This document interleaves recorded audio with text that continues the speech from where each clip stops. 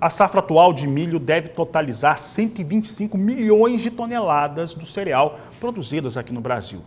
Contudo, e muito interessante para os produtores e também para as tradings que operam aqui no país, é que as exportações devem totalizar 52 milhões de toneladas. Então tem uma forte saída do produto do país, atingindo um número nunca antes alcançado nos embarques brasileiros. Aí a questão que fica é em relação à oferta, ao abastecimento interno para frango, para suíno, para boi gordo, entre outras ações que são feitas com milho.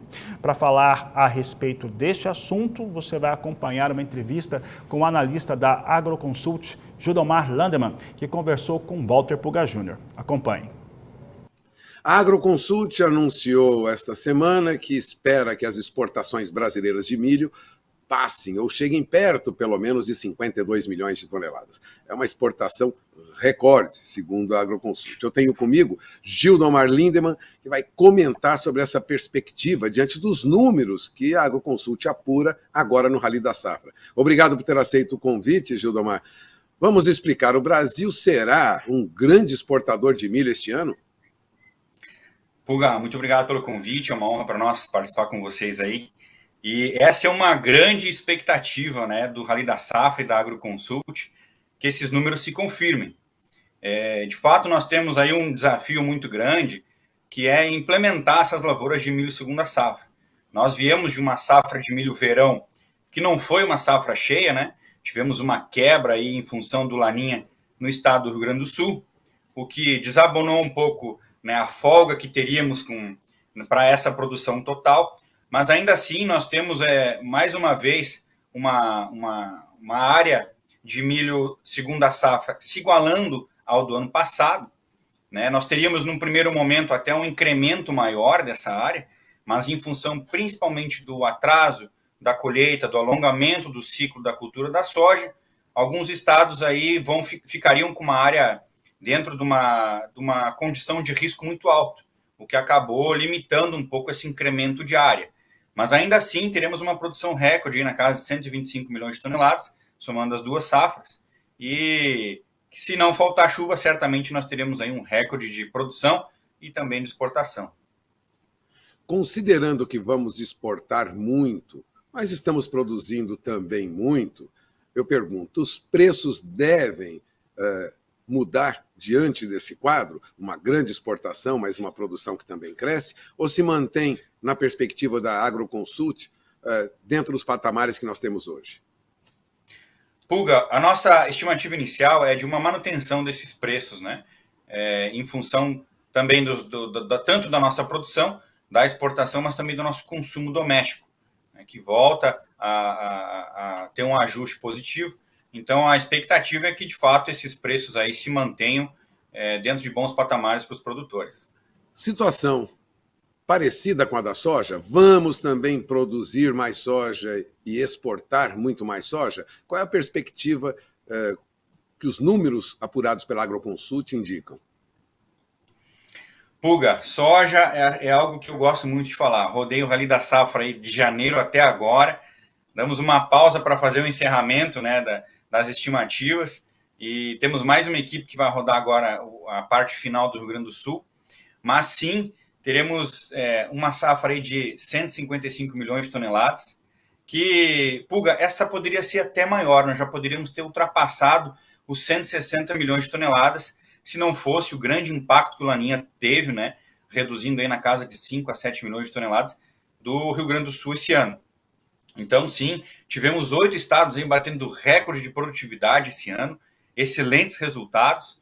E tirando, a gente costuma dizer, né, que o Brasil produziu soja excelente em todas as regiões, exceto o Rio Grande do Sul, que bateu a casa aí dos 36, 37 sacos nessa safra. Mas, de fato, teremos sim uma excelente produção. Estamos aí na reta final da colheita já, beirando aí os seus 70. Estamos entrando no terço final já da colheita essa semana. Quanto aos preços para a soja, produtor sempre de olho no que ocorre em Chicago, referência para o mercado internacional, e de olho também nos preços praticados na saída em Paranaguá, principalmente Paranaguá, né? por onde sai um Exato. bom volume de soja do país. Eu pergunto, diante dessa produção e essa estimativa de exportação para a soja que nós temos no país, haverá alteração nos preços da soja? Como vocês olham esse mercado de soja daqui para frente? Perfeito. Puga, nós temos nessa safra 22-23 uma retomada do crescimento novamente do nosso consumo total de soja mundo, né? A gente percebeu nas últimas semanas aí uma retração em alguns preços com a entrada dos volumes, né? E também a questão dos nossos da nossa colheita entrando na reta final praticamente com bons volumes. A gente acabou tendo recordes de produtividade na grande maioria das regiões, e o que foi bom para os produtores, mas a gente percebe que o mercado ele dá uma oscilada, mas a gente vê ainda com bons olhos e com bons preços praticados pelo produtor de agora em diante até o final do ano.